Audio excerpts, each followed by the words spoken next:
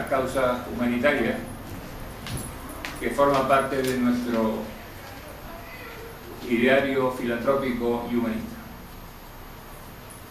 Hoy va a intervenir doña Carmen Quesada Alcalá, profesora titular de Derecho Internacional Público y Relaciones Internacionales de la Universidad Nacional de Educación a Distancia, miembro suplente de la Comisión Europea contra el Racismo y la Intolerancia del Consejo de Europa y profesora del Centro de Estudios de Derecho Internacional Humanitario de la Cruz Roja Española. Y para presentarla está con nosotros don Juan Carlos González, que toma la palabra. Buenas noches, muchas gracias por su asistencia. Esta ponencia, doña Carmen, la ha titulado Nuevos retos, desafíos del derecho internacional humanitario y derechos humanos. Saben ustedes que está organizada entre la Real Sociedad Económica de Amigos del País de Gran Canaria y el Centro de Cooperación con África Occidental, que está recientemente creado en la Cruz Roja Las Palmas, y a su vez integra el centro logístico en el que ya llevamos trabajando pues ya casi un lustro. Saben ustedes que es uno de los centros que tiene la Cruz Roja, la Federación Internacional en el mundo. Y para ello la Cruz Roja posee un centro de estudios que se llama CEDIC, para nosotros muy importante. A través de ese centro de estudios la Cruz Roja intenta pues transmitir todo lo que sería el derecho internacional humanitario, todo lo que es la educación, la normativa, la difusión y la enseñanza de los derechos humanos, en fin. Y para ello hemos creído que la persona idónea es doña Carmen, y sin más preámbulos le paso la palabra. Bueno, muchas gracias.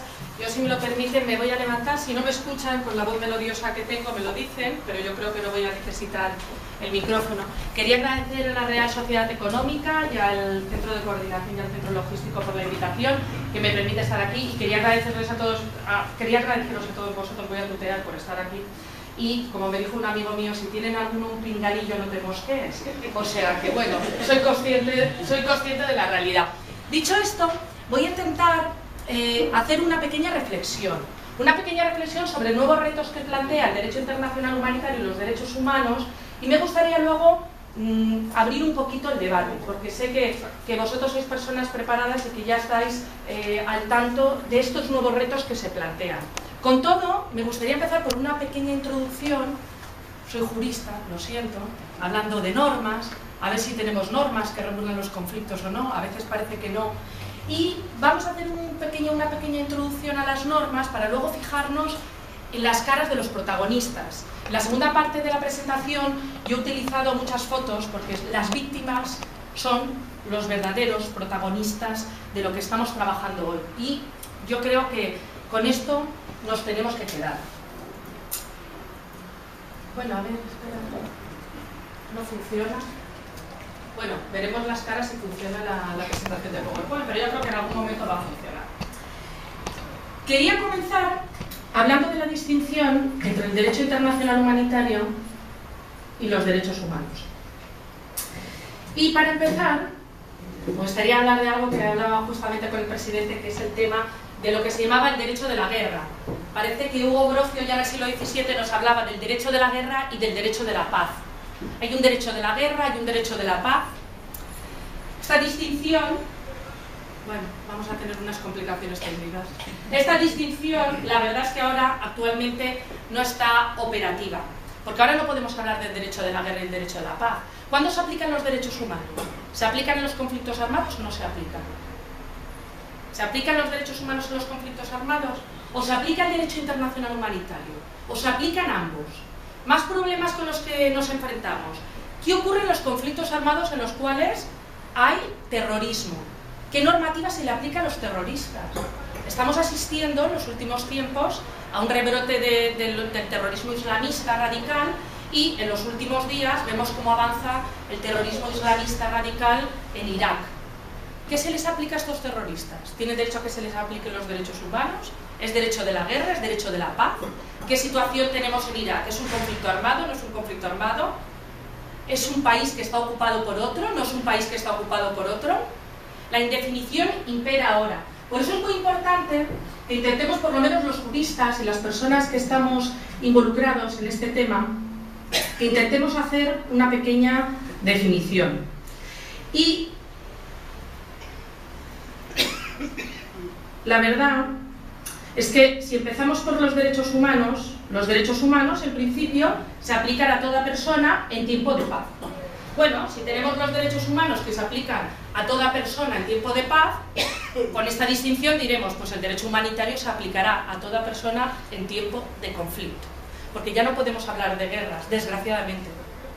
Digo desgraciadamente porque antes había una declaración de guerra y era todo mucho más sencillo. Había una declaración de guerra, había un tratado de paz y, evidentemente, todo era mucho más sencillo a la hora de reglamentar cómo se reconstruía un país. Ahora no tenemos declaraciones de guerra, ahora tenemos situaciones de facto de conflictos armados. Muchas veces situaciones de facto de conflicto armado interno, que acaba siendo internacionalizado, como en la Yugoslavia, o de conflictos armados internos como en Ruanda, que acaban extendiéndose a los países vecinos, o de conflictos en el seno de estados fallidos, como los que tenemos en la mayor parte de los estados de África. ¿Qué se aplica a estos estados?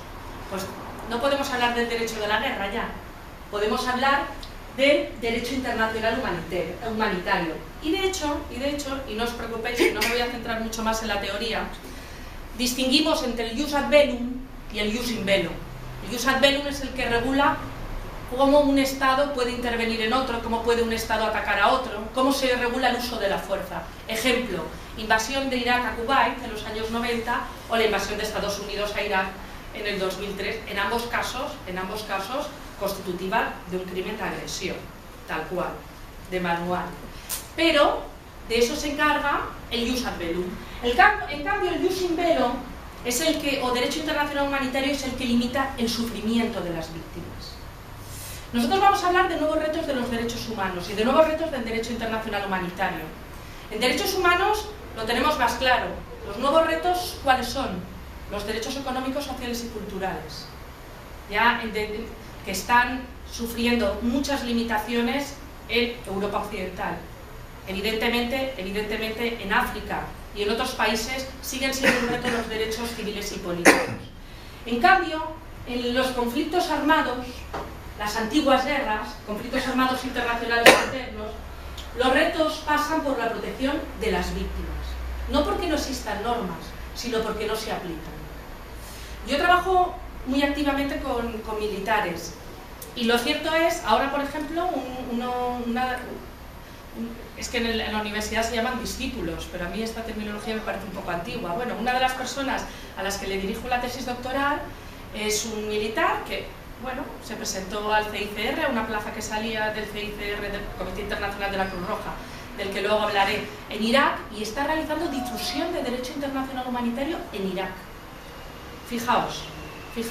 Es decir, los militares ahora, la preocupación está en el conocimiento del derecho internacional humanitario y en que se aplique. Y esto los militares lo tienen muy claro. El problema son los no militares.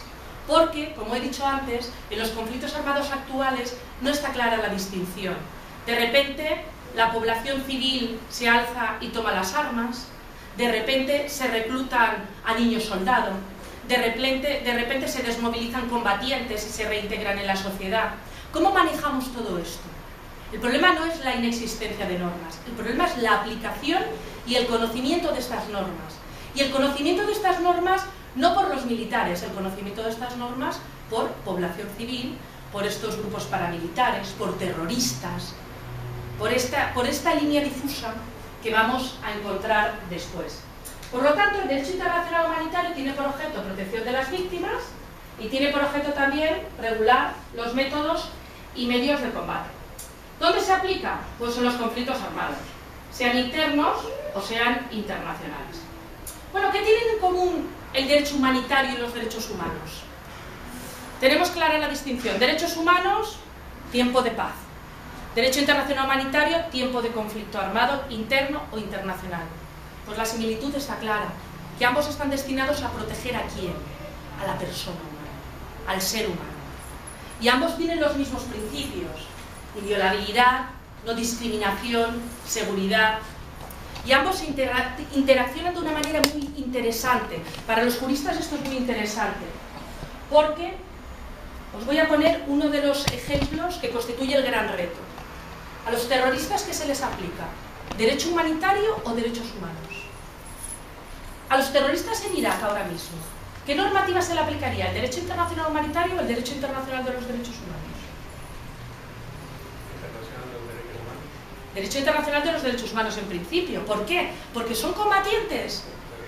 Si no son combatientes no pueden ser prisioneros de guerra. No se les puede aplicar el derecho internacional humanitario, pero en cambio se les aplicaría el derecho internacional de los derechos humanos. Por lo tanto, estos dos ordenamientos actúan encajados. Yo recuerdo un artículo que escribió el general Rodríguez Villasante en el que hablaba de los prisioneros de Guantánamo.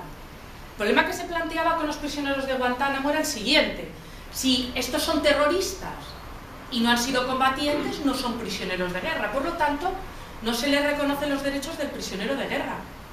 Pero claro, son seres humanos, se les va a reconocer siempre el derecho internacional de los derechos humanos y el núcleo de derechos humanos básico e irreductible: derecho a la vida, a la integridad, a no ser sometido a tortura o trato inhumano, el derecho a no ser detenido arbitrariamente, el derecho a un juicio justo, el núcleo de derechos humanos fundamentales. Entonces, cuando existe esa discusión jurídica e incluso yendo más allá de lo jurídico, pseudomoral, de son terroristas, no se les aplica el derecho internacional humanitario, da igual, en todo caso se les va a aplicar el derecho internacional de los derechos humanos. Y ese núcleo de derechos humanos irreductible se les aplica a todos. Y no me vale este argumento de son terroristas, ellos han vulnerado derechos humanos, por lo tanto a ellos no se les aplican los derechos humanos. Esto es una falacia en sí misma, porque además, así lo que hacemos es utilizar los mismos argumentos que utilizan ellos y lo que hacemos al final es convertirlos en mártires. Una dinámica que utilizo yo mucho con los alumnos de máster y tal, les presento un tráiler de Robocop, un tráiler de Crepúsculo y un tráiler de Conan el Bárbaro. Y les digo, ¿qué tienen en común estos tres tráilers de estas tres películas? Y ellos dicen, pues nada, aparentemente. Digo, no, tienen algo en común. Digo, ¿estamos hablando de seres humanos? Digo, no, porque Conan el Bárbaro es un superhéroe, Robocop es una máquina y los de Crepúsculo son vampiros. Digo, por lo tanto, ¿tienen derechos humanos si no son seres humanos? Dicen ellos, no, si no son seres humanos no tienen derechos humanos. Esta es la falacia de los derechos humanos. Se le puede aplicar a los terroristas. No tienen alma, no son seres humanos. Por lo tanto, no tienen derechos humanos. Esto es lo mismo que hacían los Hutus con los Tutsis en Ruanda. Cosifican y despersonalizan al ser humano para decir no tienen derechos humanos. Y decían que eran cucarachas. Por lo tanto, no podemos utilizar estos argumentos. Y aquí, siempre que tengamos dudas de si se aplica el derecho humanitario a leer una noticia de la prensa, es un conflicto armado, no lo es interno, es internacional, da igual, siempre queda el reducto, el núcleo de los derechos humanos, y esto se aplica en todo caso, no solo en tiempo de paz, también en tiempo de conflicto y cuando no nos queda claro. Luego, si queréis, podemos discutir un poco más sobre este tema, porque me gustaría formular, iba a intentar a ver si sin utilizar el ratón iba a ser más fácil, pero veo que no, porque vamos a intentar plantear una serie de dudas al final. Y una de las cuestiones principales está asociada al terrorismo. Al final me gustaría plantear tres preguntas que anticipo. Una en relación con la jurisdicción universal y que la persecución de los crímenes. Bueno, ahora sí que hay una fácil. Porque la has dado varias veces. Claro, sí, es lo que tiene ser nerviosita. Una relacionada con la jurisdicción universal y otra relacionada con la responsabilidad de proteger del Estado y con los derechos humanos. Bueno.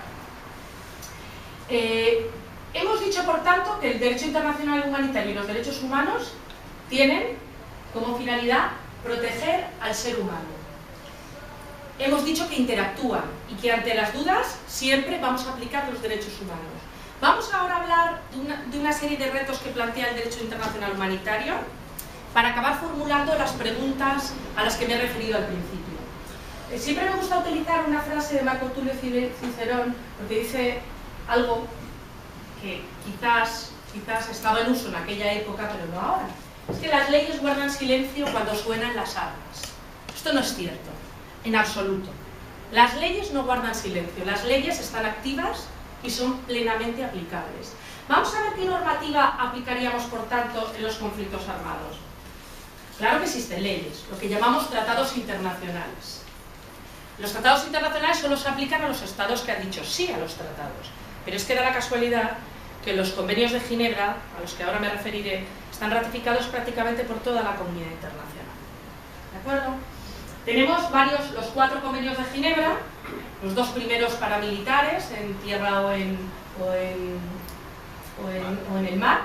El tercero para los prisioneros de guerra, que ya hemos dicho que este no se aplicaría a los terroristas, aunque sí se les aplicaría a los derechos humanos. Y el último para la protección de personas civiles, porque los civiles son el gran reto del derecho humanitario y de su protección.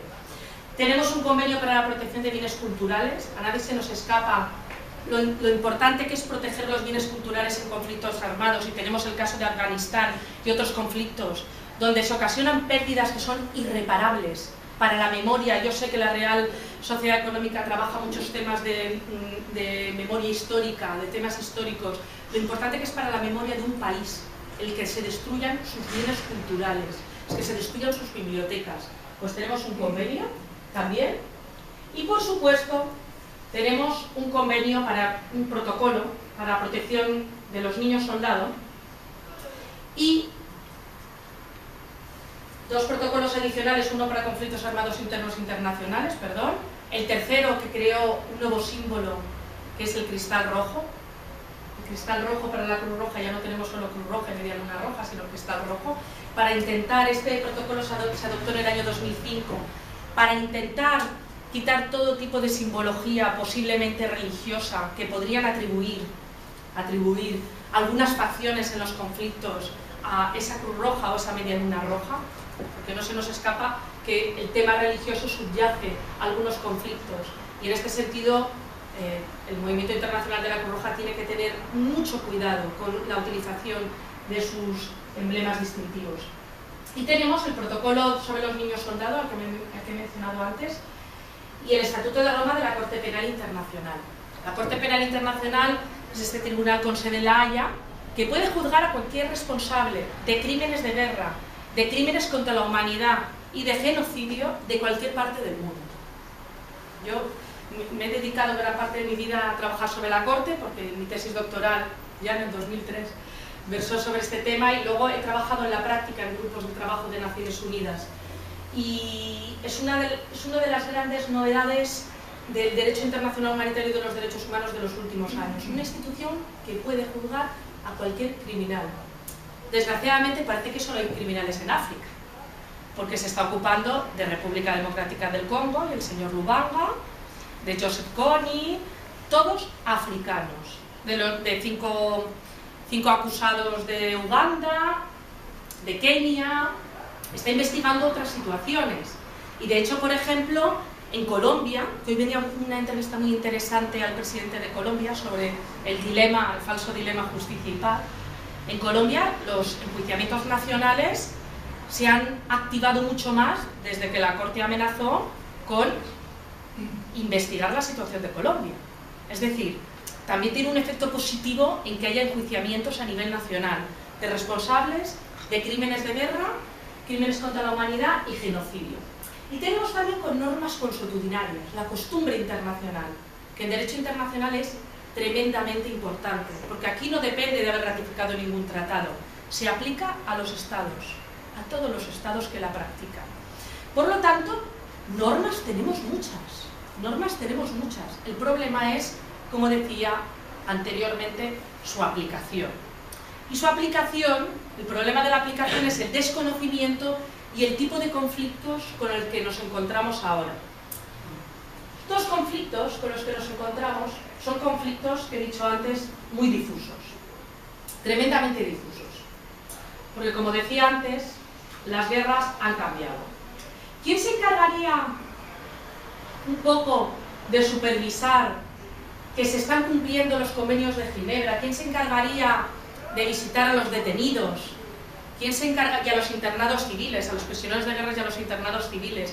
¿Quién se encargaría de realizar una asistencia preventiva a las víctimas de los conflictos? El Comité Internacional de la Cruz Roja. Y de hecho, vosotros conocéis sobre todo las sociedades nacionales, conocéis la Cruz Roja española, y conocéis pues las 189 sociedades nacionales que hay a lo largo del mundo, y conocéis Cruz Roja Canarias, etcétera, pero es que el movimiento internacional de la Cruz Roja y de la Media Luna Roja engloba esas sociedades nacionales, la Federación Internacional de Sociedades de la Cruz Roja y Media Luna Roja y el Comité Internacional de la Cruz Roja, con esas funciones que he mencionado antes, con funciones basadas en los convenios de Ginebra: visitar a detenidos, visitar a prisioneros de guerra. De hecho, actúan sobre la base de la confidencialidad. Y es curioso porque en el caso de Guantánamo fue uno de los primeros casos en los cuales se levantó la confidencialidad, porque era tan escandaloso la violación de derechos humanos que allí se estaba realizando, que el CICR consideró necesario levantar ese deber de confidencialidad. Los principios los conocéis perfectamente: humanidad, imparcialidad, neutralidad, independencia, el voluntariado, unidad y universalidad. De hecho, yo antes no lo he dicho, pero no se ha mencionado, pero yo en el CEDIR, en el Centro de Estudios de Derecho Humanitario, soy voluntaria, porque yo imparto conferencias con carácter gratuito, difusión del derecho internacional humanitario a Fuerzas Armadas, sobre todo, con carácter gratuito, o sea que soy voluntaria de Cruz Roja. Estoy muy orgullosa, 11 años siendo voluntaria de Cruz Roja. Y tenemos, por tanto, al movimiento internacional de la Cruz Roja con una labor impresionante, pero vamos a ver cuáles son los retos a los que se está enfrentando sobre el terreno. ¿Hay límites a la guerra? Hemos visto muchas normas, claro que hay límites a la guerra. ¿Se prohíbe la guerra? En principio no se prohíbe la guerra, pero se regula la guerra. Porque cuando algo no se puede evitar, habrá que regularlo. Y en ese sentido, lo que hay que regular es que se eviten males superfluos y que se dañe a la población civil. Claro, la guerra, como ahora ya la guerra no existe, los conflictos armados, tal y como los concebimos ahora, no tienen como intencionalidad destruir al enemigo, ojalá. Los conflictos armados, tal y como los concebimos ahora, tienen la intencionalidad y objetivos políticos, territoriales, económicos, etc. Y a nadie se nos escapa, pues, desde los conflictos ligados al dominio del agua, a la pesca, al coltán, ¿no? para los chips, todos los conflictos que subyacen todos los conflictos armados que existen en África y en muchos de los países árabes están ligados a una finalidad de dominio y hegemonía política, económica, etc. No lo podemos evitar, no, pero podemos regularlo. Por eso tenemos todas las normas mencionadas anteriormente. ¿Cuáles son los límites que tiene la guerra? Pues los límites están basados en la normativa anteriormente mencionada por mí, y los límites están en una serie de principios.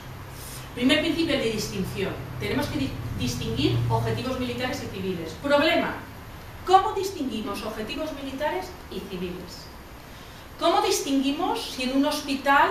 Este es un tema que he trabajado mucho con militares, porque, por ejemplo, dar la orden de cometer un genocidio, uno no puede decir, es que me dieron la orden de cometer un genocidio y yo la cometí. En cambio, sí puede decir, me dieron la orden de cometer un crimen de guerra y lo cometí, y yo no sabía que era un crimen de guerra. Ejemplo, ataca ese hospital porque en el hospital no hay civiles. En ese hospital lo que hay es francotiradores. ¿Qué hace el soldado de a pie? Esto se ha planteado con carácter muy intenso en la Yugoslavia, se sigue planteando mucho en los conflictos de África. Simplemente ataca. Porque le han dicho que hay objetivos militares ahí, porque no hay civiles. Entonces, tú puedes alegar ante la Corte Penal Internacional, yo estaba cumpliendo una orden y no sabía que era ilícita. Sí, si es un crimen de guerra, sí. En cambio, si es un genocidio, no. Porque si a ti te dicen, ataca a toda esa población porque es población gitana. ¿Tú puedes alegar no sabía que la orden era ilícita? No, en ningún caso, porque tú ya sabes que la orden es ilícita. Por lo tanto, el tema del principio de distinción no es tan fácil como parece, porque muchas veces los objetivos civiles y militares están difusos y la población civil se utiliza como escudos humanos, aunque está prohibido por los convenios de Ginebra. De hecho, este es uno de los problemas que tuvo en las operaciones de paz en Bosnia y Herzegovina. Esa imagen que tenemos de las operaciones de paz en Mostar, precisamente siendo utilizadas como escudos humanos. El principio de distinción lo que plantea es que hay una categoría de personas que son la población civil que tiene que ser protegida.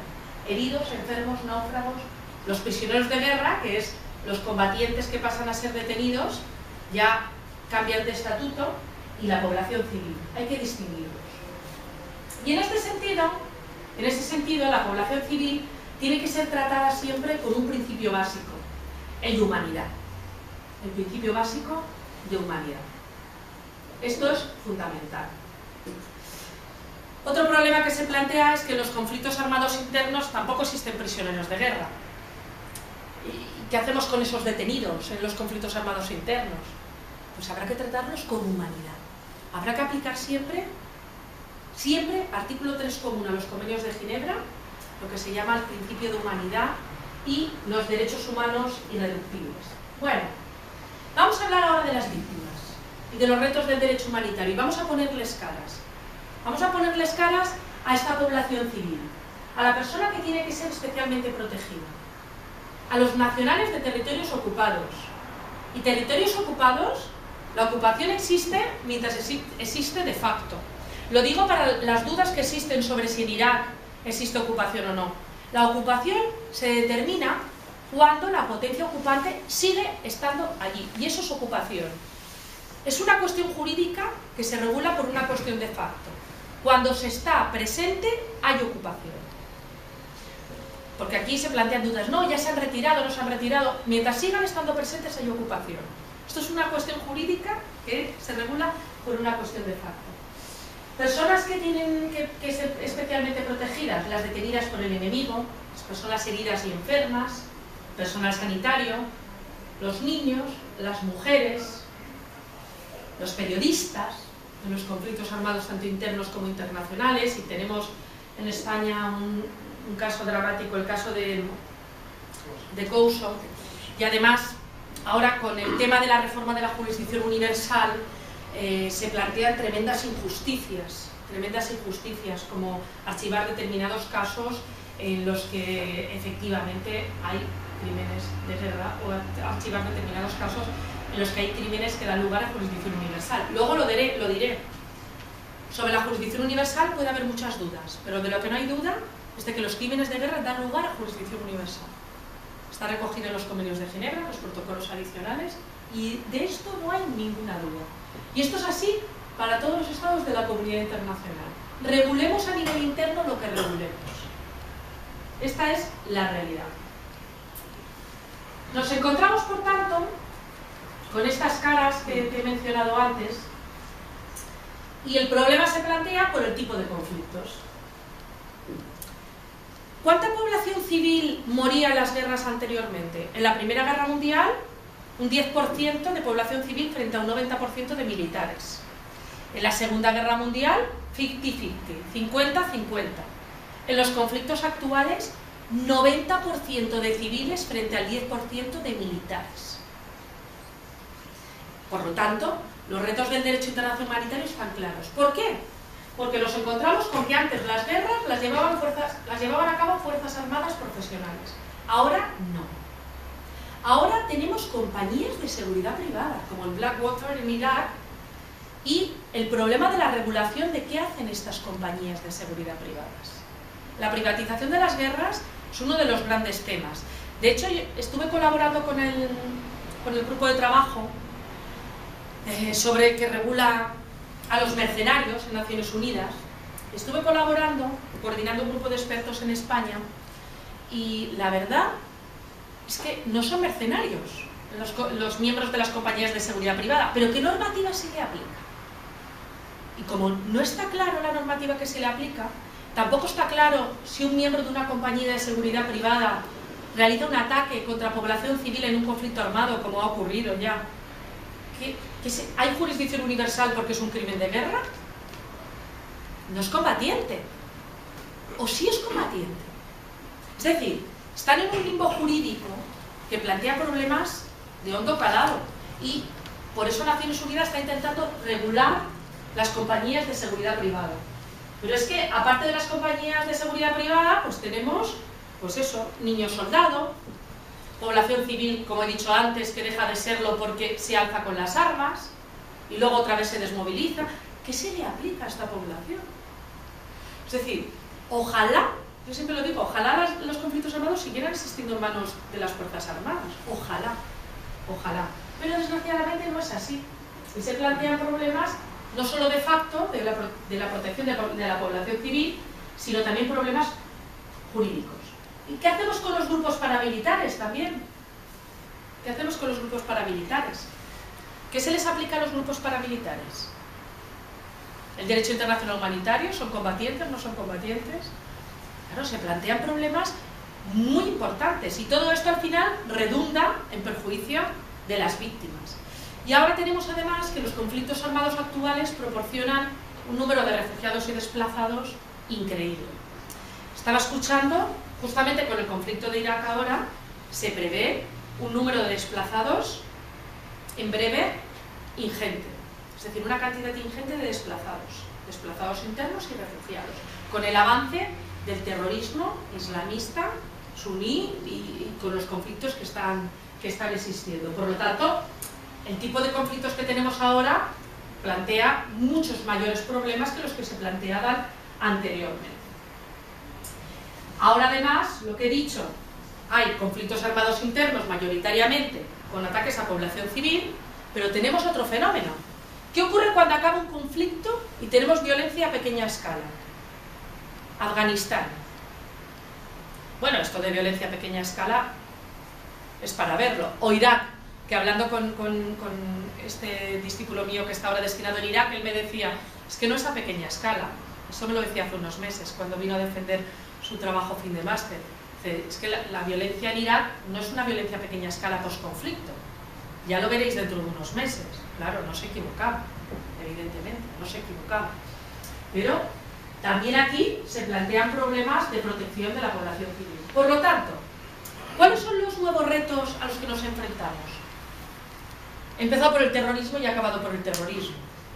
La verdad es que me equivoqué en la presentación, pero luego pensé que realmente era un golpe de efecto muy interesante. ¿Por qué? Porque efectivamente empieza con el terrorismo el problema y acaba por el terrorismo.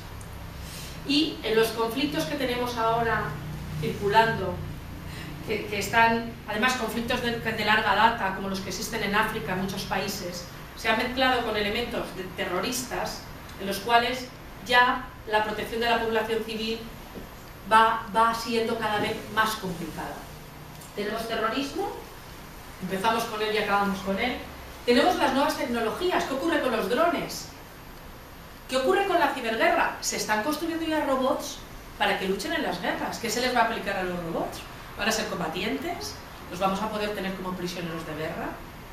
O sea, se plantean esos temas. Y la ciberguerra, yo no sé si sabéis que el año pasado se creó un centro mando de operaciones conjuntas contra la ciberguerra en España.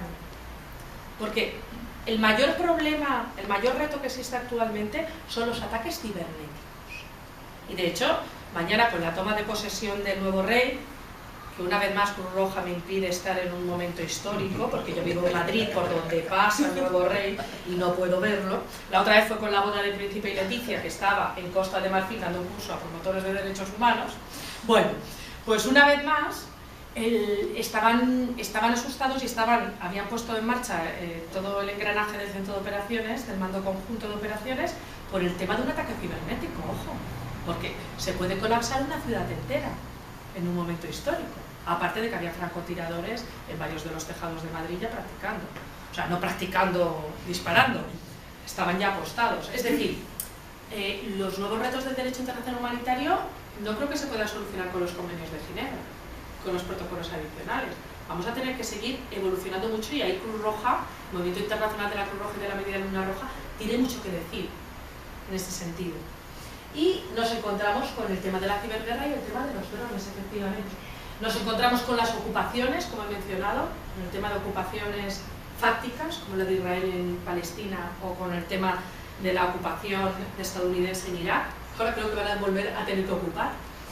Creo que esa es la nueva idea de Obama. Y con el tema de la privatización de la guerra.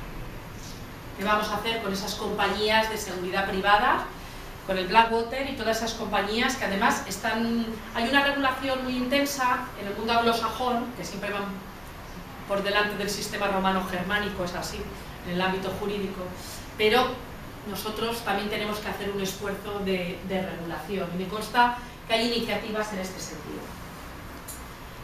Vamos a ver ya las caras de las víctimas. Vamos a ver ya las caras de las víctimas.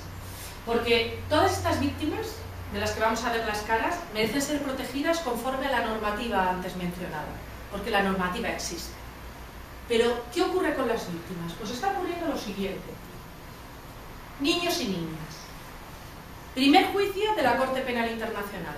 Primera sentencia de junio del 2012 contra el señor Lubanga, un señor de la guerra de la República Democrática del Congo que reclutaba niños y niños, fundamentalmente niños soldados, pero también niñas. Bueno, yo estuve en alguna de las sesiones del enjuiciamiento del señor Lubanga y me llamó mucho la atención porque este señor y su abogado belga, Bélgica, República Democrática del Congo, su abogado belga esgrimía que este señor iba a los colegios a reclutar niños para educarlos, fundamentalmente. Evidentemente no era para eso. Pues nos hemos encontrado con que el reclutamiento de niños soldados plantea problemas porque puede sesgar toda una generación, porque los traumatiza, cómo se reintegran en la sociedad estos niños post-conflicto. Esto es uno de los grandes problemas que se plantean. Las sociedades aparecen totalmente desestructuradas, y esto en África es intensísimo, el problema de los niños soldados. Claro, el tema del señor Lubanga se le acusaba de crímenes de guerra y hubo una investigación de violaciones y de crímenes de índole sexual, que no fue probada. El otro día estuve con una de las magistradas, ya se ha retirado, con Odio Benito, una de las magistradas de la Corte Penal Internacional, que vino a España, y vino a Madrid, y estoy hablando con ella sobre este tema, y ella me decía, hemos sido incapaces de recoger las pruebas, porque necesitamos testimonio de niñas, testimonio de mujeres. ¿Cómo conseguimos los testimonios de mujeres que han sufrido agresiones sexuales, sobre todo si son niñas, en África? ¿Cómo los conseguimos? ¿Cómo conseguimos que esas mujeres testifiquen y luego vuelvan a sus sociedades como si no hubiera pasado nada? Es decir, el tema de los niños y niñas se plantea no solo a nivel de los niños soldados, sino también al nivel de las víctimas de abusos y agresiones sexuales en conflictos armados. El otro día presentaba Angelina Jolie, bueno, Angelina Jolie ha hecho dos cosas desde el punto de vista humanitario muy importantes, aparte de trabajar en el tema muy activamente con Naciones Unidas. Tiene una película que yo la utilizo muchas veces para cursos de Derecho Internacional Humanitario, que se llama Amar Peligrosamente, que con el tema de asistencia humanitaria lo trabaja muy bien, ojo, no desperdiciéis esta oportunidad, que parece un culebrón y tal, es una historia de amor, siempre hay historia de amor, pero bueno, al final plantea el tema de la asistencia humanitaria muy bien esa película. De hecho se hizo con la colaboración con ACNUR. Pues Angelina Jolie el otro día con el exministro británico, ahora no recuerdo el nombre, esto sí que... Por eso está Angelina Jolie, ¿veis? Porque es más fácil recordar el nombre de Angelina Jolie, es así. Pero presentaban un protocolo internacional para el tema de las violaciones y agresiones sexuales, con medidas tan sencillas como esta, que hoy visitando el centro logístico veía todas las instalaciones eléctricas para desarrollar en campaña y me acordaba. Digo, es que es tan importante que haya iluminación en los campamentos de refugiados para evitar violaciones.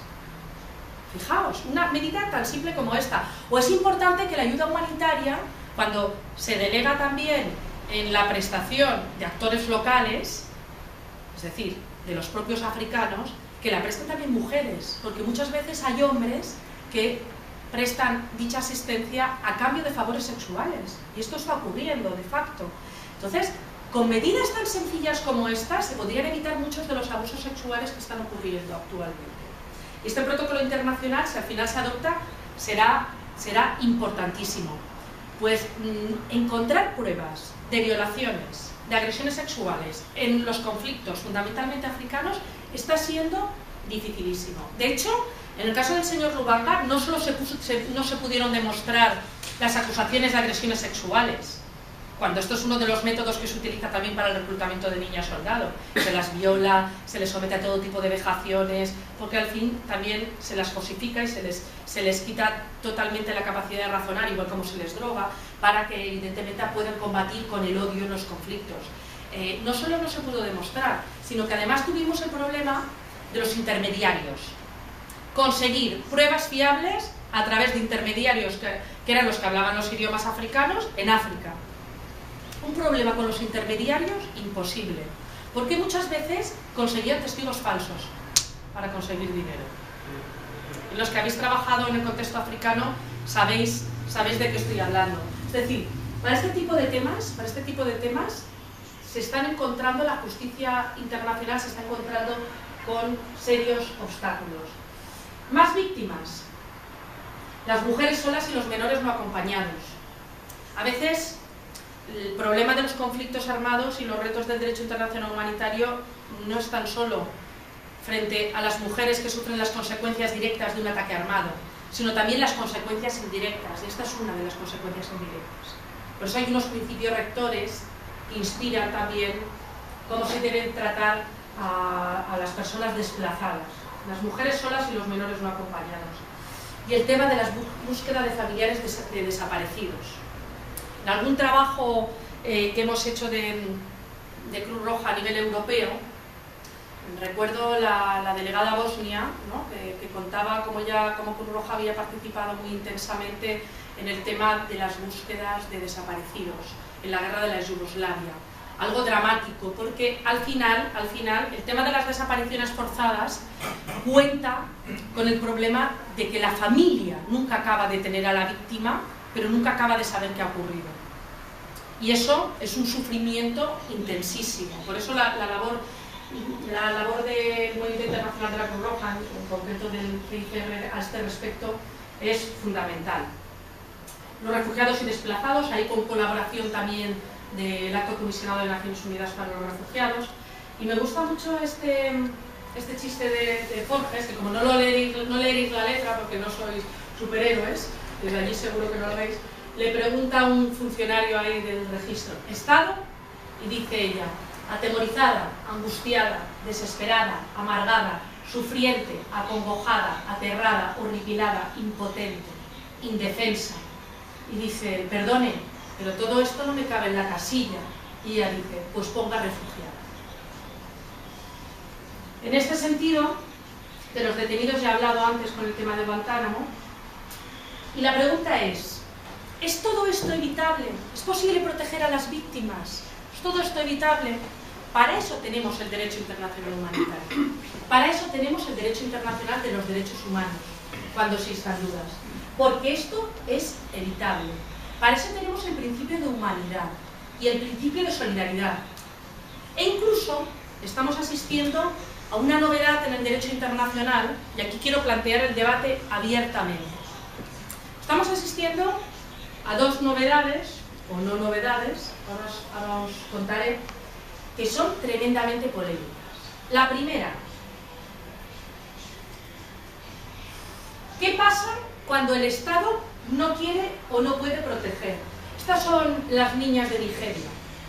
Ya no salen en la prensa. Ya hace tiempo que no salen en la prensa. ¿Qué pasa cuando el Estado no quiere o no puede proteger? ¿Aquí hay un deber de la comunidad internacional de intervenir? Esto es un debate antiguo, pero es moderno. Porque se planteaba el debate de la injerencia humanitaria, intervenimos en Irak para salvar al pueblo de Saddam Hussein. Pero es que ahora no estamos hablando de esto. En derecho internacional ahora se habla de la responsabilidad de proteger, nuevo concepto. La responsabilidad de proteger implica que cuando un Estado no quiere o no puede proteger y hay un genocidio, hay crímenes contra la humanidad, se pueda intervenir. ¿Esto qué implica? ¿Podemos intervenir en Nigeria usando la fuerza armada para rescatar a las niñas de Nigeria? Es una pregunta que lanzo. Y la siguiente pregunta, cuando el Estado no quiere o no puede proteger, no quiere o no puede asegurar el respeto del derecho internacional humanitario y del derecho de los derechos humanos, ¿qué ocurre? Tenemos a unos responsables de esas vulneraciones. ¿Y quién juzga a los responsables de crímenes de guerra y de crímenes contra la humanidad? ¿Los tribunales nacionales de esos estados? Cuando se acusa a la Corte Penal Internacional de juzgar solo a africanos, la Corte recuerda cosas como las siguientes, que la mayor parte de las situaciones las han remitido los propios estados, y recuerda una sentencia del Tribunal Constitucional de la República Centroafricana que dice: nuestros tribunales son incapaces de juzgar a nuestros criminales. Es mejor que lo haga la Corte Penal Internacional. Cuando no pueden los tribunales nacionales, ¿quién lo tiene que hacer? ¿La Corte Penal Internacional o los tribunales nacionales de otro Estado? Jurisdicción universal, justicia universal. Hoy venía la noticia de que el juez Ruz, de la Audiencia Nacional, plantea un tema al Tribunal Supremo Español. El tema es el siguiente: ataque a la Flotilla de la Libertad, que fue atacada, ataque en el cual mueren, no sé si fueron 8 o 9 personas de Turquía.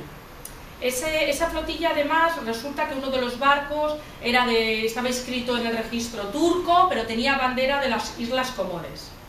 Las Islas Comores han llevado el asunto ante la Corte Penal Internacional, pero es que resulta que en España también se está juzgando este asunto, basándose en la jurisdicción universal, en la justicia universal. Entonces, dice el juez Ruz: yo tengo dudas. Primero, a ver si Israel y Turquía están investigando bien esto y lo están juzgando. Si lo están investigando y lo están juzgando, yo me lavo las manos. Segundo, a ver si la Corte Penal Internacional lo está investigando y lo va a juzgar. Lo está investigando, pero vamos a ver si lo va a juzgar. Y si no, dice el juez Ruz, no tendrá más remedio España que juzgar este caso. Y decía: a pesar de los recortes de la Ley de Justicia Universal. Dice: pero a pesar de los recortes. Y él utilizaba un párrafo muy bien traído, está bien asesorado. Lo digo porque los jueces internos muchas veces no saben nada de derecho internacional público, os lo he de decir. Claro, a mí me ponen a juzgar y yo no sabría, tampoco, pero buscaría asesoramiento. Y ellos muchas veces aplican el derecho interno, pero el derecho internacional público, el derecho internacional penal, no tienen ni idea. Y este juez, en cambio, con muy buen criterio, dice: hay un párrafo, incluso en la ley que cercena a nuestra justicia universal, que dice que los crímenes de guerra, que lo que está prescrito en los tratados internacionales, que se juzgará a nivel universal, se tiene que seguir juzgando. Y los crímenes de guerra está establecido así en los convenios de Ginebra y en los protocolos adicionales. Y dice: a ver qué pasa. Fijaos que 2 dilemas planteo. Planteo el tema de si se puede intervenir en un Estado cuando no se respeta, cuando el Estado no asegura que se respete el derecho internacional humanitario, y planteo el tema de si es válida la aplicación de la justicia universal, si sigue siendo válida a la luz de los últimos acontecimientos en España. Y planteo estos 2 dilemas. Y ahora me gustaría abrir el debate directamente, para ver qué opináis. También quería poneros las fotos de las víctimas, lo he puesto todo en la última parte de la presentación, para que vierais que efectivamente hay rostros, y que aquí no estamos hablando de normas sin más, estamos hablando de algo que está ocurriendo a día de hoy, que ahora están muriendo personas que tienen rostro. Así que sin más, me gustaría escuchar vuestras reflexiones, opiniones, preguntas, etc. A ver. Yo, sin dar mi opinión al respecto, solo decir que algunos países que curiosamente han sido invadidos más a menudo que otros, por ejemplo, China, son bastante recelosos a la hora de dejar que un Estado de pronto decida lo que tiene que aplicar sobre otro Estado. Simplemente lo digo. Vamos a ver, el caso de China, o sea, en China, ahora mismo, podemos afirmar que hay una sistemática vulneración de los derechos humanos. Sí, lo que ocurre, el problema que tenemos en China es que no dejan entrar a ningún organismo internacional. Y de hecho tenemos mucha información que viene a través de ONGs, de misioneros, etcétera, etcétera. La información tal. China hace una cosa en el Consejo de Seguridad, que es aplicar el veto. Y aplica el veto como lo aplica Estados Unidos, ojo, como lo aplica Rusia cuando le conviene. Por ejemplo, China, en el caso de Sudán, la Corte Penal Internacional emitió una orden de detención del presidente de Sudán, de ahora Sudán del Norte, ya existe Sudán del Sur, de al-Bashir. Y China vetó una resolución para instar a que se entregara al-Bashir a la Corte. ¿Por qué? Porque tiene muchos negocios en Sudán y están allí activamente. Entonces, al final, todos los estados actúan conforme a sus intereses y defienden su soberanía. Y es legítimo, siempre y cuando no se vulneren los derechos humanos. Yo en este sentido, cuando he trabajado con representantes de otros países, recuerdo con el representante británico, que me dice un día, no, porque claro, nosotros, Reino Unido, nosotros queremos que salga adelante el crimen de agresión para la Corte Penal Internacional, siempre y cuando lo diga el Consejo de Seguridad. O sea, que un órgano político diga, califique antes de que un órgano judicial conozca. Claro, ¿por qué? Porque ellos tienen un veto y así evitan que nunca se juzgue a un soldado británico.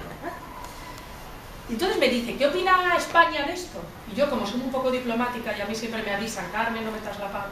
Bueno, yo le dije, bueno, pues España opina que si España fuera miembro permanente del Consejo de Seguridad tendría la misma posición. Y es así. Si nosotros tuviéramos el veto, tendríamos la misma posición. Es así. Entonces, bueno, hay una soberanía estatal que es legítima y que hay que defenderla, pero también es cierto que siempre y cuando no se vulneren los derechos humanos. Y el caso de China es especialmente, lo que ocurre es que con China hay un doble baremo, porque con China se tienen relaciones comerciales muy intensas y por tanto la vulneración de los derechos humanos no se acusa con la misma intensidad con la que se acusan en otros países. ¿Es así? ¿Claro? ¿Más preguntas, dudas, reflexiones? A ver. Sí. Yo por hacer una aportación, Sí. Fernando Pérez de Lema, soy militar. Me y a encanta. pesar de lo que ha dicho antes... ¿Cómo que a pesar? A ver. Si os he puesto por las nubes. Yo, A a ver. pesar de eso, no lo tengo tan claro. Los militares lo tienen clarísimo. Pues no, tampoco lo tenemos tan claro. Entre ellos el crimen de agresión, que todavía está por reglamentar, con lo cual el delito de agresión del libro, pues no lo veo tan claro. Pero no he ido por ahí, solo era por apuntar... Bueno, luego hablo de la agresión, que me gusta que hayas tocado ese tema. Venga. Pero quería apuntar sobre... Para crear más confusión o mostrar cuánto de gris es el asunto, insistir un momento en el carácter de combatiente o no combatiente de alguien que de hecho está usando las armas. Y que para que se entienda que no es profesional del asunto, el dilema que se le plantea, si se le declara combatiente, el uso de la fuerza que está haciendo puede llegar a ser legítimo. Efectivamente. Y por ponerlo en un ejemplo que nos pide próximo, un terrorista de una organización terrorista española que matara a un militar, si se le reconoce combatiente, no habría cometido ningún delito. Y por tanto, no se le podría juzgar ni se le podría encarcelar. Pero el problema es que si no se le reconoce el carácter de combatiente a un terrorista, tampoco se le puede aplicar el derecho de la guerra. Eso quiere decir que no se le puede atacar sin previo aviso, por ejemplo. En un caso de un combatiente legítimo, militar, se le detecta el objetivo, es un objetivo legítimo, se ataca y no hay problema. En el caso de alguien al que no queremos reconocer el carácter de combatiente legítimo, bueno, de combatiente, porque lo de combatiente legítimo y legítimo es... Bueno, también es difuso. Si no le queremos dar el Porque a carácter veces si de no tienen combatiente, signos distintivos, con el simple hecho de que porten las armas, ya sería combatiente, claro. no Pero está lleva segundo signos protocolo distintivos. adicional. Entonces, en un caso afgano, ¿se puede atacar a un talibán que está armado? Si se le reconoce el carácter de combatiente, sí, pero si se le reconoce el carácter de combatiente, gran parte de sus acciones no serían sancionables ante un tribunal. Sí serían otras. O sea, a un militar alemán de la Segunda Guerra Mundial que atacara a la población civil se le podía condenar por crímenes de guerra. Única solución que al menos he aplicado yo cuando he explicado el derecho internacional a mis soldados. El derecho internacional humanitario, en cualquier caso, es el mínimo del que no se puede bajar. Efectivamente. Es decir, si el derecho internacional humanitario prohíbe torturar a los prisioneros, no se les puede torturar, sean combatientes o no sean combatientes. Si no se les puede quitar el casco, no se les puede quitar el casco. Y sean combatientes o no sean combatientes, no se puede utilizar gases asfixiantes. Y sobre eso una anécdota curiosa, para mostrar una vez lo poco claro que está todo esto. Hablando una vez con compañeros alemanes, explicaban cómo ellos en un conflicto armado no podían utilizar gases lacrimógenos porque lo consideraban contrario a los convenios de Ginebra. Sin embargo, en Kosovo, como no era un conflicto internacional, sí podían utilizar los gases lacrimógenos para dispersar una manifestación. O sea, que quede claro, lo que quede claro.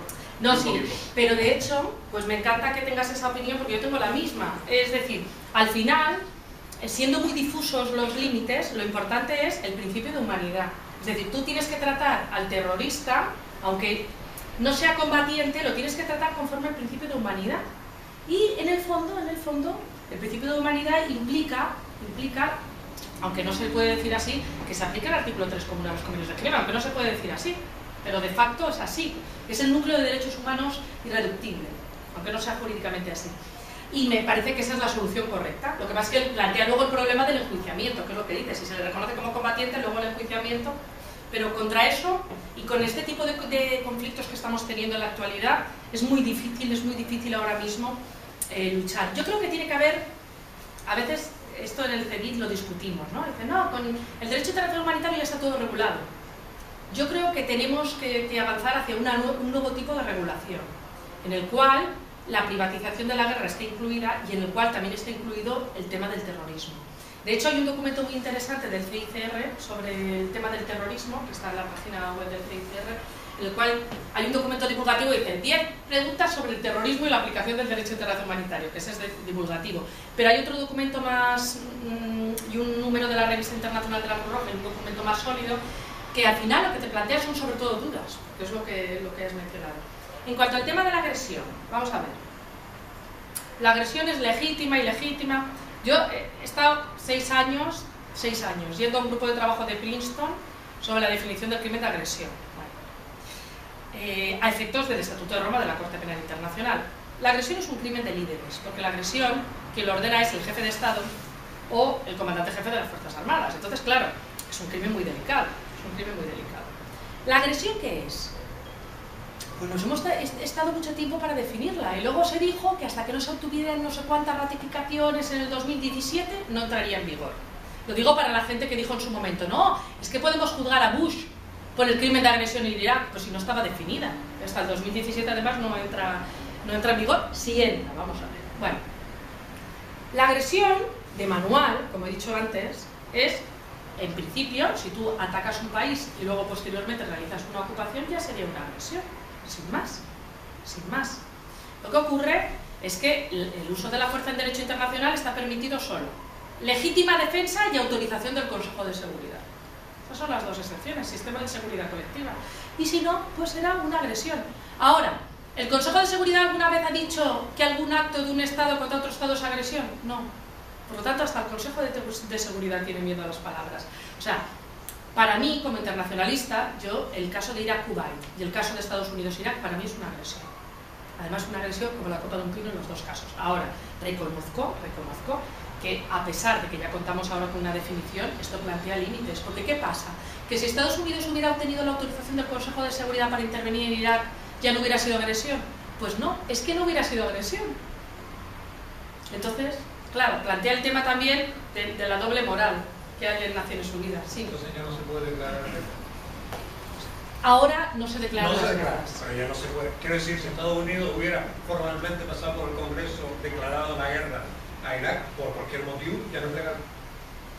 Vamos a ver, pues, si Estados Unidos realiza una intervención en otro Estado, evidentemente ahí en el momento que hay un ataque, una posterior ocupación y tal, ahí existe un conflicto. Digo, previo al ataque se declara guerra, como siempre se ha declarado, se declara guerra. Yo allí te declaro la guerra. Es que no se declara, es que desgraciadamente no se declaran las guerras, es que no se declara. Si es que ojalá se declararan las guerras, sí, no. Ojalá se celebraran tratados de paz como antes, ojalá todo estuviera en manos de los militares, es que sería mucho más sencillo, se regulaba la guerra, se regulaba la paz, ojalá. Si es que ese es el problema, que no se regula. Lo que sí que puede el Congreso de los Estados Unidos y tal es decidir, bueno, autorizar una intervención en otro país. Eso sí. Sí que tiene que hacerlo, pero... Claro. Pero es que no se declaran las guerras. Es que ahora ya, de hecho no se utiliza ni el término guerra ya. O sea, se utiliza, bueno, en la terminología militar aún tenemos la escuela de guerra naval, la escuela, yo imparto conferencias ahí, o sea, ayer estuve en la escuela de guerra, de Santa Cruz del Marcenado, o sea, que sí aún existe la terminología, pero es que no se declaran las guerras. A ver, más dudas, preguntas, reflexiones. Por ejemplo, yo pienso una cosa, siempre los derechos humanos están focalizados siempre hacia la persona que ha hecho el daño, porque siempre dicen, no, los de Guantánamo es total, y yo me pregunto una cosa y una reflexión, si tanto los terroristas que van a hacer daño al más débil, porque ¿qué es lo que hace el terrorista? El terrorista que se arma de lo que se arma de bomba, se mete en un mercado y hace explotar y mata a todas esas personas, y esas personas no tienen derechos humanos. Entonces, sí, pero no... Entonces, violan o secuestran a todas esas niñas que han secuestrado ahora. enseguida pensamos, cogemos a ese y le aplicamos los derechos humanos. No, los derechos humanos a los familiares ya, porque el muerto ya no puede defenderse. Entonces, hay que cambiar las leyes, por lo que dijo ese señor ahora, de militar, claro, el derecho internacional, si a nivel de corto espacio, el derecho en tu propio país, hablando de países, no lo controlas, la violencia, que no te tienes que ir a África, es que aquí hay violencia, mueren mujeres, entonces tenemos que empezar a regular los derechos humanos en el propio país para luego poder extenderlo a los demás países y eso es lo que hace. Es muy complicado que hablen de combatientes, no combatientes, porque esa gente va a la población más débil. Ellos no atacan a los militares por lo de militar. Es decir, esos terroristas tendrían que ponerse a la misma fuerza con armas a luchar con gente que tiene armas. Pero no matar niños. Cuando hay una masacre, ¿qué es lo que hacen? Las naciones se quedan todas quietas y dejamos que sigan violando, como la masacre de Yugoslavia, que ahí se metió las Naciones Unidas. ¿Cómo lo hacía? Sí, pero... ¿Dónde aplican los derechos humanos? Ya, pero vamos a ver, si es que... No, yo estoy rompiendo también... No, yo esto lo he mencionado al principio, es decir, vamos a ver, los derechos humanos son consustanciales al ser humano, lo tienen todos los seres humanos. Y si tú cometes un ilícito internacional, tú también tienes derechos humanos. Es así, porque además está comprobado, a los terroristas que se les juzga sin el respeto a sus derechos se les convierte en mártires, se les hace un favor. Y es que además...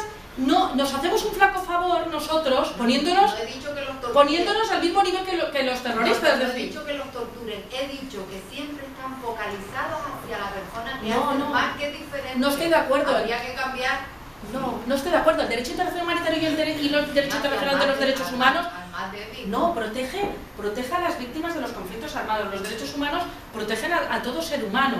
No es así. Las normas están para todos. Lo que ocurre es que cuando una persona comete un ilícito, pues tiene que ser juzgado con una serie de garantías. Porque si no le estamos haciendo flaco favor porque también existe el Estado de Derecho en la comunidad internacional. También existe la... Yo digo que se presta poca atención al que es dañado, es decir... No es cierto, yo no estoy de acuerdo. Tiene que ocurrir que el terrorista... Los campamentos de refugiados son todos atención a los dañados. No estoy de acuerdo, es decir, de hecho la atención... Mire usted, el gran reto del derecho internacional de los últimos años ha sido que el ser humano ha cobrado un protagonismo inusual. Es decir, tenemos ahora tribunales que enjuician a responsables de crímenes de guerra. Tenemos la posibilidad de que un individuo acuda al Tribunal Europeo de Derechos Humanos contra un Estado que le vulnere sus derechos humanos. Es decir, mecanismos de garantía hay muchos, normas internacionales hay muchas, lo que pasa es que de facto se vulneran. Pero vamos a ver, perdón, el código de circulación existe. Y yo no sé en Canarias, pero en Madrid se vulnera cada día, quiero decir. Pero el derecho internacional existe y se respeta y tiende al respeto y tiende a la protección de las víctimas. Uno de los grandes problemas, y en eso estoy de acuerdo, uno de los temas que se plantea, por ejemplo, con la justicia internacional es el tema de la reparación de las víctimas. Por ejemplo, en el caso Lubanga. En el caso Lubanga tenemos muchísimas familias destrozadas porque se han reclutado sus niños. Se les ha apartado del seno familiar, se les ha vulnerado los derechos humanos a esos niños, se les ha torturado, se les ha lavado el cerebro, se les ha hecho combatir. Esas familias han sufrido. ¿Qué se hace? Pues encontró el tribunal con que era imposible dar una cantidad económica a los familiares, porque era imposible determinar quiénes eran las víctimas por el seno de los familiares directos. Bueno, esto en un conflicto africano es dificilísimo. Entonces optó por una opción que es una reparación colectiva. La reparación colectiva consistía en crear un centro de atención psicológica a todos esos niños, monumento, etc.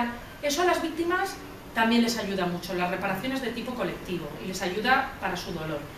Y en este sentido, si no quiero mencionar algo antes que ha mencionado el compañero militar, Contino, hablando de los combatientes y tal, uno de los temas con los que yo siempre he tenido muchas discusiones con el tema del uso del concepto de movimiento de liberación nacional. Porque en España, a veces, mal utilizado por los políticos, se decía que ETA era un movimiento de liberación nacional. Perdón, no. No, porque un movimiento de liberación nacional significa que hay un pueblo oprimido por una potencia. Y en este caso eso no ha existido jamás respecto del pueblo vasco. Y de hecho se utilizaba incorrectamente por los políticos y eso les daba un estatuto de combatiente legal, porque un movimiento de liberación nacional tiene derecho a usar las armas. Y eso se me ha olvidado antes, hablo ahora al hilo de las víctimas, me he acordado de las víctimas del terrorismo en España. Esto se ha utilizado de manera incorrecta. Yo he oído a un presidente del gobierno español ante un organismo de Naciones Unidas de Derechos Humanos calificar a ETA de Movimiento de Liberación Nacional, porque en esos momentos estaban negociaciones con ETA. Y seguramente no es el presidente que ustedes piensan, porque van a pensar en Zapatero. Y curiosamente fue Aznar el que dijo eso. Os quiero decir con esto, ojo, porque por eso digo, si es que da igual, ojo, pero lo utilizó incorrectamente y esto trae unas consecuencias jurídicas de hondo calado, porque una persona de un movimiento de liberación nacional tiene derecho a usar las armas y se legitima su lucha. Y para eso, para que sea movimiento de liberación nacional, tiene que haber un pueblo oprimido por una potencia, y en este caso no existía ni un pueblo oprimido ni oprimido por una potencia. Es que este tema que lo hemos trabajado mucho, yo lo he trabajado mucho con funcionarios penitenciarios, con policía, con guardia civil, porque trabajo bastante con ellos, y lo hemos trabajado porque hay que tener mucho cuidado con la terminología jurídica, ojo, porque eso sí que hace un flaco favor a las víctimas. Eso sí. Una pregunta, en el caso de la matanza de los Tutsis por Hutus en Ruanda, hay dos preguntas. Una, ¿cuál hubiera sido la forma de parar la matanza de una forma legal, vamos a decir, desde el punto de vista del derecho internacional humanitario? ¿Cómo se debería haber parado? Dos, ¿qué es lo que se ha hecho desde el punto de vista de sancionar a los criminales? ¿Qué es lo que se ha hecho? Pues el caso de Ruanda es muy curioso, porque ¿cómo se podía haber parado? Ahí Naciones Unidas fue ineficaz totalmente, y de hecho, hubo una operación liderada por Francia, la operación turquesa, que también fue ineficaz, y lo cierto es que hubo una inacción de la comunidad internacional que luego se pagó, porque es muy diferente intervenir en un conflicto armado internacional que interno. A la hora de intervenir en un conflicto armado interno siempre había más reticencias, esto ha cambiado, porque era directamente intervención en asuntos internos, y ahí la soberanía estatal se pone en tela de juicio. Yo no sé cómo se podía haber parado, porque ahí podíamos haber hablado de una injerencia humanitaria y haber realizado una intervención con un uso de la fuerza, que no hubo. Pero quizás hubiera sido la solución. Había tropas de la ONU. Sí, había tropas que se retiraron, porque además se ve muy bien esto, además en la peli de Ruanda se ve claramente, ¿no? Cuando el que comanda las tropas dice, ¿qué hacemos? Es que nos sentimos incapaces. No sé cómo se podía haber parado, pero quizás hubiera sido un conflicto para poder haber utilizado un uso de la fuerza y haber realizado esa injerencia, ¿no? O esa responsabilidad de proteger de la que se habla ahora, porque ahí vivía un genocidio. En cuanto a los métodos de enjuiciamiento, hay tres que se han utilizado básicamente. Uno ha sido la gachaca o tribunales consuetudinarios, aplicando normas consuetudinarias de las tribus de allí y además de las etnias de allí, y además con un sistema basado más en la reconciliación que en la justicia, que es un poco la mentalidad africana, como se puso de manifiesto también en Sudáfrica. Aunque Ruanda en ese sentido es diferente a Sudáfrica, ojo, que Sudáfrica había más tendencia a reconciliación que en Ruanda. Y en Ruanda ha habido enjuiciamientos por tribunales nacionales que condenaban a pena de muerte y si no al hacinamiento en cárceles infames, y juzgaron a los criminales menos criminales. En cambio, los criminales peores, si hay criminales peores pero con mayor responsabilidad en la cadena de mando, estos fueron a parar al Tribunal Penal Internacional para Ruanda, con sede en Arusha. ¿Qué pasó? Pues que los peores criminales fueron juzgados por un tribunal internacional con todas las garantías y se les aplicó una condena de cárcel a cumplir en establecimientos penitenciarios de estados vecinos como Burundi y en condiciones aceptables desde el punto de vista de los derechos humanos. Y en cambio, los criminales menores, estos en cambio, fueron juzgados por tribunales nacionales con la injusticia de que efectivamente aquí ninguna garantía y aplicación de pena de muerte. Entonces, el enjuiciamiento en Ruanda suscita muchas dudas porque hubo 3 sistemas de enjuiciamiento y la reconciliación nacional está por demostrar. Este dilema, hoy decías, el reelegido presidente de Colombia decía, a veces hay que sacrificar un poco de la justicia para conseguir la paz. Yo siempre he pensado, como decía Kofi Annan, que no existe dilema, justicia y paz, que ese dilema es falso, que en el fondo para que haya una paz tiene que haber justicia. pero sí que es cierto que la experiencia nos demuestra que no es tan fácil. De hecho, en Uganda hay 5 personas sobre los que pesan órdenes de detención de la Corte Penal Internacional, y el mismo obispo de Kampala dijo a la Corte Penal Internacional: oye, parad un poco los enjuiciamientos, porque estos señores tienen que sentarse a negociar la paz. Porque ¿quién tiene que sentarse a negociar la paz? Los que han hecho la guerra. No se van a sentar otros. Si no, no se establecen las bases para una paz duradera y sostenible. Y ahí incluso el arzobispo paró un poco los pies de la Corte Penal Internacional. Lo que pasa es que la Corte ha seguido, porque ha visto que lejos de disuadirlos, estos seguían cometiendo barbaries. Pero bueno, es un dilema interesante, la verdad. ¿Hay más dudas, tal? ¿O ya queréis iros a ver la segunda parte? ¿Sí?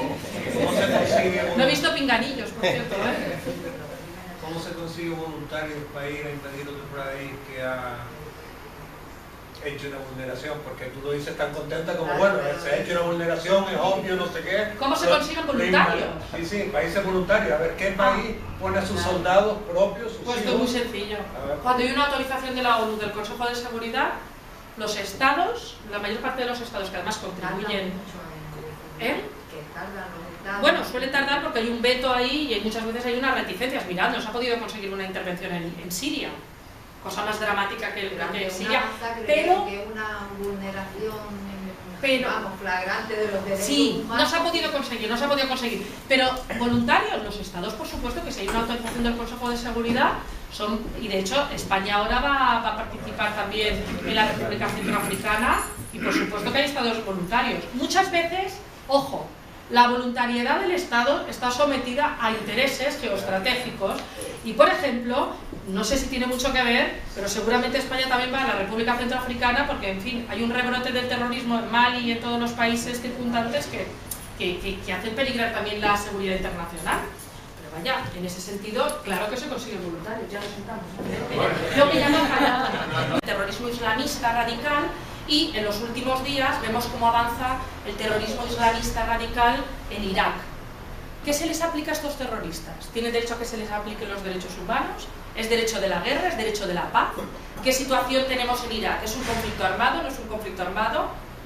¿Es un país que está ocupado por otro? ¿No es un país que está ocupado por otro? La indefinición impera ahora. Por eso es muy importante que intentemos, por lo menos los juristas y las personas que estamos involucrados en este tema, que intentemos hacer una pequeña definición. Y la verdad es que si empezamos por los derechos humanos en principio se aplican a toda persona en tiempo de paz. Bueno, si tenemos los derechos humanos que se aplican a toda persona en tiempo de paz, con esta distinción diremos, pues el derecho humanitario se aplicará a toda persona en tiempo de conflicto. Porque ya no podemos hablar de guerras, desgraciadamente. Digo desgraciadamente porque antes había una declaración de guerra y era todo mucho más sencillo. Había una declaración de guerra, había un tratado de paz y, evidentemente, todo era mucho más sencillo a la hora de reglamentar cómo se reconstruía un país. Ahora no tenemos declaraciones de guerra, ahora tenemos situaciones de facto de conflictos armados. Muchas veces situaciones de facto de conflicto armado interno que acaba siendo internacionalizado, como en la Yugoslavia, o de conflictos armados internos como en Ruanda, que acaban extendiéndose a los países vecinos, o de conflictos en el seno de estados fallidos, como los que tenemos en la mayor parte de los estados de África. ¿Qué se aplica a estos estados? Pues no podemos hablar del derecho de la guerra ya, podemos hablar del derecho internacional humanitario. Y de hecho, y no os preocupéis, que no me voy a centrar mucho más en la teoría, distinguimos entre el jus ad bellum y el jus in bello. El jus ad bellum es el que regula cómo un Estado puede intervenir en otro, cómo puede un Estado atacar a otro, cómo se regula el uso de la fuerza. Ejemplo, invasión de Irak a Kuwait en los años 90 y el conocimiento de estas normas. Y el conocimiento de estas normas no por los militares, el conocimiento de estas normas por población civil, por estos grupos paramilitares, por terroristas, por esta línea difusa que vamos a encontrar después. Por lo tanto, el derecho internacional humanitario tiene por objeto protección de las víctimas y tiene por objeto también regular los métodos y medios de combate. ¿Dónde se aplica? Pues en los conflictos armados, sean internos o sean internacionales. Bueno, ¿qué tienen en común el derecho humanitario y los derechos humanos? Tenemos clara la distinción. Derechos humanos, tiempo de paz. Derecho internacional humanitario, tiempo de conflicto armado, interno o internacional. Pues la similitud está clara, que ambos están destinados a proteger a quién, a la persona humana, al ser humano. Y ambos tienen los mismos principios: inviolabilidad, no discriminación, seguridad. Y ambos interaccionan de una manera muy interesante. Para los juristas esto es muy interesante, porque os voy a poner uno de los ejemplos que constituye el gran reto. A los terroristas, ¿qué se les aplica? ¿Derecho humanitario o derechos humanos? A los terroristas en Irak ahora mismo, ¿qué normativa se le aplicaría? ¿El derecho internacional humanitario o el derecho internacional de los derechos humanos? Derecho internacional de los derechos humanos en principio. ¿Por qué? Porque son combatientes. Si no son combatientes no pueden ser prisioneros de guerra. No se les puede aplicar el derecho internacional humanitario, pero en cambio se les aplicaría el derecho internacional de los derechos humanos. Por lo tanto, estos dos ordenamientos actúan encajados. Yo recuerdo un artículo que escribió el general Rodríguez Villasante en el que hablaba de los prisioneros de Guantánamo. El problema que se planteaba con los prisioneros de Guantánamo era el siguiente: si estos son terroristas y no han sido combatientes, no son prisioneros de guerra. Por lo tanto, no se les reconocen los derechos del prisionero de guerra. Pero claro, son seres humanos. Las causas humanitarias que forman parte de nuestro ideario filantrópico y humanista. Hoy va a intervenir doña Carmen Quesada Alcalá, profesora titular de Derecho Internacional Público y Relaciones Internacionales de la Universidad Nacional de Educación a Distancia, miembro suplente de la Comisión Europea contra el Racismo y la Intolerancia del Consejo de Europa y profesora del Centro de Estudios de Derecho Internacional Humanitario de la Cruz Roja Española. Y para presentarla está con nosotros don Juan Carlos González, que toma la palabra. Buenas noches, muchas gracias por su asistencia. Esta ponencia, doña Carmen, ha titulado Nuevos retos, desafíos del derecho internacional humanitario y derechos humanos. Saben ustedes que está organizada entre la Real Sociedad Económica de Amigos del País de Gran Canaria y el Centro de Cooperación con África Occidental, que está recientemente creado en la Cruz Roja Las Palmas, y a su vez integra el centro logístico en el que ya llevamos trabajando pues ya casi un lustro. Saben ustedes que es uno de los centros que tiene la Cruz Roja, la Federación Internacional en el mundo.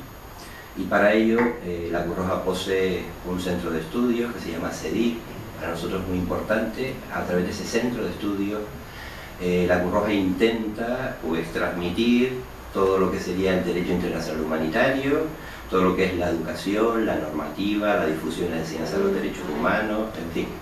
Y para ello, hemos creído que la persona idónea es doña Carmen, y sin más preámbulos le paso la palabra. Bueno, muchas gracias. Yo, si me lo permiten, me voy a levantar. Si no me escuchan, con la voz melodiosa que tengo me lo dicen, pero yo creo que no voy a necesitar el micrófono. Quería agradecer a la Real Sociedad Económica y al Centro de Coordinación y al Centro Logístico por la invitación, que me permite estar aquí, y quería agradeceros a todos vosotros, voy a tutear por estar aquí. Y como me dijo un amigo mío, si tienen un pinganillo no te mosquees. O sea que bueno, soy consciente de la realidad. Dicho esto, voy a intentar hacer una pequeña reflexión sobre nuevos retos que plantea el derecho internacional humanitario y los derechos humanos, y me gustaría luego abrir un poquito el debate, porque sé que vosotros sois personas preparadas y que ya estáis al tanto de estos nuevos retos que se plantean. Con todo, me gustaría empezar por una pequeña introducción. Soy jurista, lo siento, hablando de normas, a ver si tenemos normas que regulan los conflictos o no, a veces parece que no. Y vamos a hacer una pequeña introducción a las normas para luego fijarnos en las caras de los protagonistas. En la segunda parte de la presentación yo he utilizado muchas fotos porque las víctimas son los verdaderos protagonistas de lo que estamos trabajando hoy. Y yo creo que con esto nos tenemos que quedar. Bueno, a ver, espera. ¿No funciona? Bueno, veremos las caras si funciona la presentación de PowerPoint, pero yo creo que en algún momento va a funcionar. Quería comenzar hablando de la distinción entre el derecho internacional humanitario y los derechos humanos. Y para empezar, me gustaría hablar de algo que hablaba justamente con el presidente, que es el tema de lo que se llamaba el derecho de la guerra. Parece que Hugo Brocio ya en el siglo XVII nos hablaba del derecho de la guerra y del derecho de la paz. Hay un derecho de la guerra, hay un derecho de la paz. Esta distinción, bueno, vamos a tener unas complicaciones técnicas. Esta distinción, la verdad es que ahora, actualmente, no está operativa. Porque ahora no podemos hablar del derecho de la guerra y el derecho de la paz. ¿Cuándo se aplican los derechos humanos? ¿Se aplican en los conflictos armados o no se aplican? ¿Se aplican los derechos humanos en los conflictos armados? ¿O se aplica el derecho internacional humanitario? ¿O se aplican ambos? Más problemas con los que nos enfrentamos. ¿Qué ocurre en los conflictos armados en los cuales hay terrorismo? ¿Qué normativa se le aplica a los terroristas? Estamos asistiendo en los últimos tiempos a un rebrote del ETA o la invasión de Estados Unidos a Irak en el 2003, en ambos casos constitutiva de un crimen de agresión, tal cual, de manual. Pero de eso se encarga el jus ad bellum. En cambio, el jus in bello es el que, o derecho internacional humanitario, es el que limita el sufrimiento de las víctimas. Nosotros vamos a hablar de nuevos retos de los derechos humanos y de nuevos retos del derecho internacional humanitario. En derechos humanos lo tenemos más claro. Los nuevos retos, ¿cuáles son? Los derechos económicos, sociales y culturales. Ya que están sufriendo muchas limitaciones en Europa Occidental. Evidentemente en África y en otros países siguen siendo un reto los derechos civiles y políticos.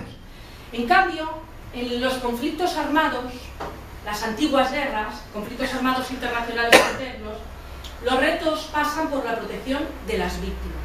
No porque no existan normas, sino porque no se aplican. Yo trabajo muy activamente con militares y lo cierto es, ahora por ejemplo, es que en la universidad se llaman discípulos, pero a mí esta terminología me parece un poco antigua. Bueno, una de las personas a las que le dirijo la tesis doctoral es un militar que, bueno, se presentó al CICR, a una plaza que salía del CICR, del Comité Internacional de la Cruz Roja, del que luego hablaré, en Irak, y está realizando difusión de derecho internacional humanitario en Irak. Fijaos. Es decir, los militares ahora, la preocupación está en el conocimiento del derecho internacional humanitario y en que se aplique. Y esto los militares lo tienen muy claro. El problema son los no militares. Porque, como he dicho antes, en los conflictos armados actuales no está clara la distinción.